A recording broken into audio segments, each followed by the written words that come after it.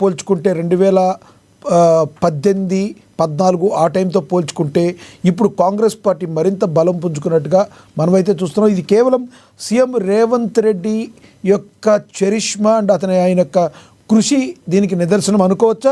ప్రజలందరూ కూడా ప్రతి విభాగంలో ప్రతి ఎన్నికల్లో కూడా పట్టం కడుతున్న పరిస్థితి. మరి బీఆర్ఎస్ బీజేపీలకు ధీటుగా ఎత్తుకు పై ఎత్తులు వేస్తూ వెళుతున్న తీరుని, సీఎం రేవంత్ రెడ్డిని వెళుతున్న తీరుని ఏ రకంగా చూడాలంటారు? ఇప్పుడు లక్ష్మీనాథ్ గారికి, శివలాల్, మిగతా ప్యానల్స్ ఉన్న వారందరికీ కూడా నమస్కారాలు. ఒకటి, ఇందులో మనం రెండు విధాలు, లక్ష్మీనాథ్ గారు రెండు విధాలుగా చూడాలి. ఒకటి, మీరు పెట్టిన క్యాప్షనే రేవంత్ రెడ్డి గారు ముఖ్యమంత్రి దూకుడని పెట్టాను. నేను దాని మీద మాట్లాడతాను. ఇప్పుడు ఈ 2023 ఎలక్షన్స్ తర్వాత నుంచి వెళ్ళి ముఖ్యంగా అంటే నేను ప్రభుత్వం మీద మాట్లాడలేదు, కాంగ్రెస్ పార్టీ మీద మాట్లాడలేదు, కేవలం రేవంత్ రెడ్డి గారి మీద మాట్లాడుతున్నాను. రేవంత్ రెడ్డి గారు ముఖ్యమంత్రిగా అయిన తర్వాత చాలా బాలారిష్టాలు, చాలా సమస్యలు ఎదుర్కొన్నాడు. అందులో ఎదుర్కొనడంలో ముఖ్యమైన ఛాలెంజ్ ఎక్కడి నుంచి వచ్చిందంటే అంతర్గతంగానే వచ్చింది. మొదట్లో వచ్చింది కాంగ్రెస్ పార్టీలో అంతర్గతంగానే. చాలా మంది సీనియర్ నాయకులు, నాకు కూడా కాంగ్రెస్లో చాలా మంది పెద్ద పెద్ద నాయకులు అందరూ కూడా తెలుసు.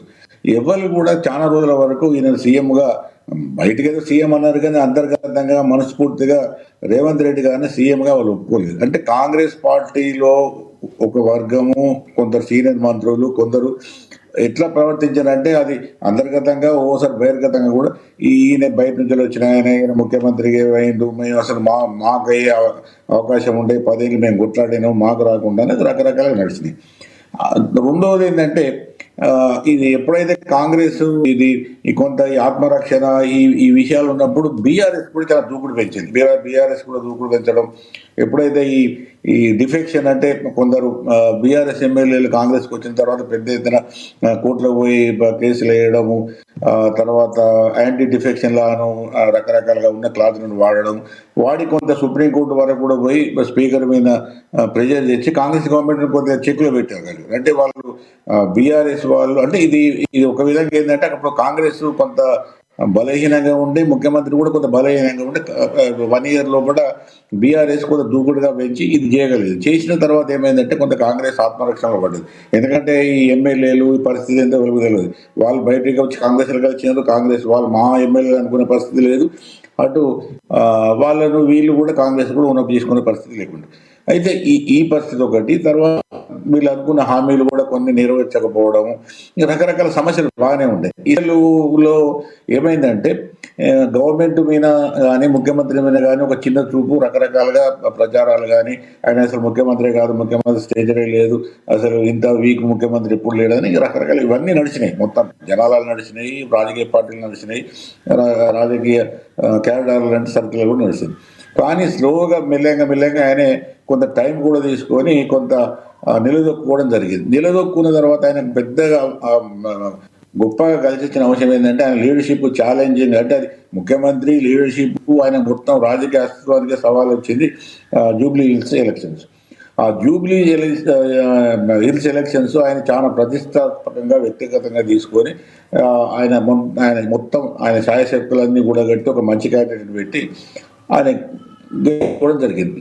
అక్కడ నుంచి వెళ్ళి ఒక విధంగా ఏమైందంటే దాంతో 2 విధాలుగా జరిగింది. ఒకటి, అంతర్గతంగా ఆయనను వ్యతిరేకించే ఏవైతే రాజకీయ శక్తులు ప్రభుత్వంలో కానీ పార్టీలో కానీ వాళ్ళు కొంతమేరకు సైలెంట్ కావడం అయిపోయింది. ఎందుకంటే గెలిచిన తర్వాత గెలిచిన వాళ్ళు ఎప్పుడు హీరోలే, ఎప్పుడు కూడా విజయంలో నాయకత్వం వహించిన వాళ్ళే గొప్పడు. కాబట్టి రేవంత్ రెడ్డి ఇమేజ్ ఆటోమేటిక్గా పెరిగింది.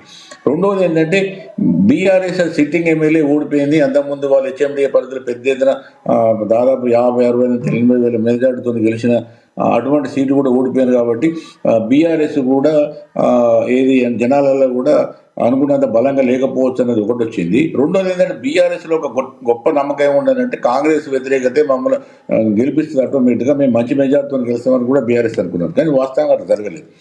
దీని తర్వాత ఆయన ఏం చేసినంటే కొంత ఒక ఊహాత్మకంగా తెలివిగా ఈ గ్లోబల్ సబ్మిట్ లేదా రైజింగ్ తెలంగాణ గ్లోబల్ సబ్మిట్ పెట్టి ఆయన పెద్ద ఎత్తున పెట్టండి, మామూలుగా పెట్టలేదు. పెద్ద ప్రపంచంలో ఉన్న ముఖ్యమైన పెట్టుబడిదారులు కానీ, హైటెక్ కంపెనీస్ కానీ, లేకపోతే మల్టీనేషనల్స్ నుంచి మొదలు పెడితే భారతదేశంలో ఉన్న అన్ని కంపెనీస్ని కూడా పిలిచిండి వచ్చినాయి. అవి ఆయన ఒక విధంగా ఆయన అది ఒక శక్తి అన్నట్టు, ఎబిలిటీ టు ఇన్వైట్ అంటే పిలిచినంత మాత్రం రారు అందరు. కానీ ఈ సమ్మిట్కి చాలా మంది పెద్ద ఎత్తున రావడం జరిగింది. పెద్ద ఎత్తున రావడమే కాకుండా వాళ్ళు వచ్చి యాక్టివ్గా పార్టిసిపేట్ కావడం, తెలంగాణకు 5,75,000 కోట్లు వాళ్ళు అనౌన్స్ చేసినారు. అందులో నా ఉద్దేశంలో సగం వచ్చినా కూడా తెలంగాణ బాగుపడుతుంది.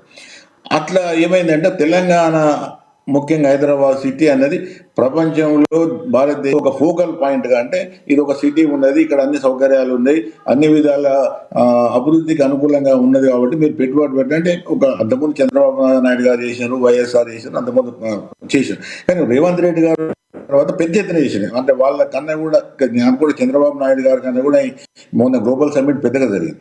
ఎందుకు పెద్దగా జరిగిందంటే ఆయన అంతే పెద్ద ఎత్తున అట్టహాసంగా చేసిందని కూడా విమర్శలు వచ్చినప్పుడు కూడా దానిలో ఒక మీనింగ్ ఏంటంటే పెద్ద ఎత్తున చేస్తే తప్ప రారు కాబట్టి చేసిండు, దానికి వాళ్ళు వచ్చిన తర్వాత తెలంగాణ భవిష్యత్తులో లాభపడే అవకాశం ఉన్నది. కాబట్టి అదొక పెద్ద ఆయనకు, అంటే నేను చెప్పేది ఎంత రేవంత్ రెడ్డి కూడా చెప్తాను, ప్రభుత్వం గురించి కూడా చెప్తాను.